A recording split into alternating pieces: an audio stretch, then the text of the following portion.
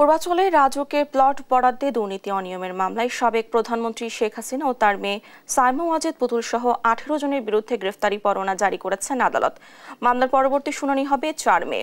বৃহস্পতিবার দুর্নীতি দমন কমিশনের আবেদনের প্রেক্ষিতে বিচারক জাকির হোসেন গালিবের আদালত এই আদেশ দেন। ক্ষমতার প্রভাব খাটিয়ে পূর্বাঞ্চলে হাসিনা পরিবারের জন্য 10 কাঠার 6টি প্লট বরাদ্দের অনিয়মের তথ্য প্রমাণ পাওয়া এই মামলা করে দুদক। পাবলিক প্রসিকিউটর ওমর ফারুক সিদ্দিকী জানান, ফ্যাসিস্ট হাসিনা ক্ষমতা অপব্যবহার করে তার মেয়েকে পূর্বাঞ্চলের প্লট বরাদ্দ দেন। যদিও রাজুক আইনে দ্বিতীয় দফায় প্লট নেওয়ার সুযোগ নেই। সাইমা ওয়াজেদ পুতুল আগেও রাজুক থেকে প্লট নিয়েছিলেন।